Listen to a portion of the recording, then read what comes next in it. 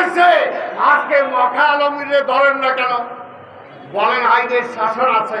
মখা আলমগীর একটা ব্যাংক নিছিল শেখ হাসিনার থেকে।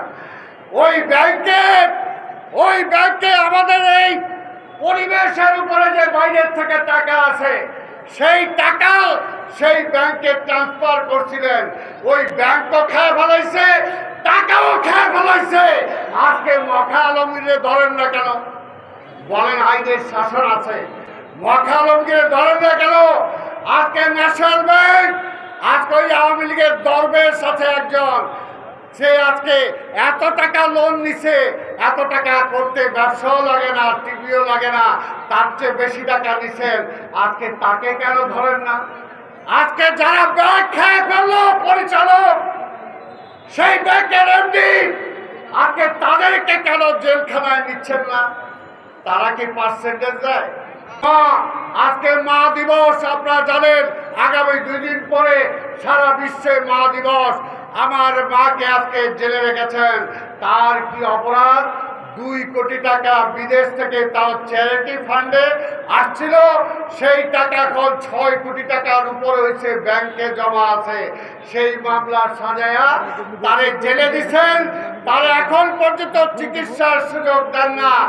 আজকে পুলিশদেরকে বলবো, বিচার বিভাগকে বলবো, আপনাদের আওয়ামী লীগের নেতা, সাবেক মন্ত্রী, এই পুলিশের সাবেক মন্ত্রী, স্বরাষ্ট্রমন্ত্রী পার্সেন্টেজ দেয়।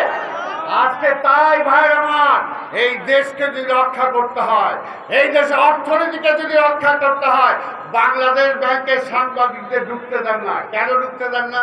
ওইখানে গেলে বাংলাদেশ ব্যাংক থেকে কি কি পাচার করছেন সব খবর তারা জানা যাবে। এই জন্য সাংবাদিকদের ঢুকতে দেন না।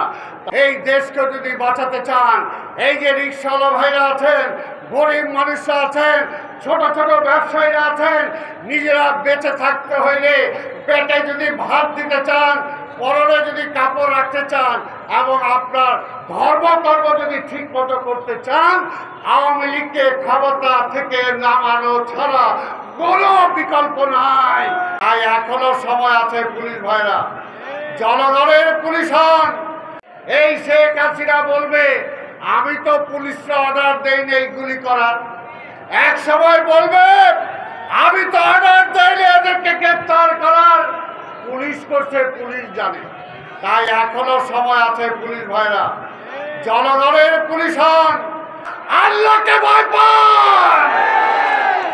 শেখ হাসিনাকে ভয় পাইলে মাত্র এখানে কয়েক মাস, কয়েক বছর, রিজাইন করলে শেষ। ওই যে দেখেন না আপনাদের এক আইজি রিজাইন করে চলে যাওয়ার পরে কিছু ফুটফট কাগজ কলমে আইতেছে, এখনো কি শেখ হাসিনা তার পক্ষে কিছু বলছে? বলে নাই। তাই ভাইরা আমার, আজকে বলতে চাই, দেশটাকে কারাগারে রূপান্তরিত করেছেন আমাদের অনেক নেতা, অনেক কর্মী। আজকে যে কারণে আমরা এখানে এই মিছিল এবং সমাবেশ দিয়েছি, আজকে অনেককেই কারাগারে রেখেছেন। এই সমস্ত কারাগারে কি বিএনপি নেতা কর্মীরা ভয় পায়? ভয় পায় না। আমাদের সকল নেতা, কতজনের কথা বলবো, সবাইকে জেলে নিয়েছেন, আমরা জেল ভয় পাই না। আমাদের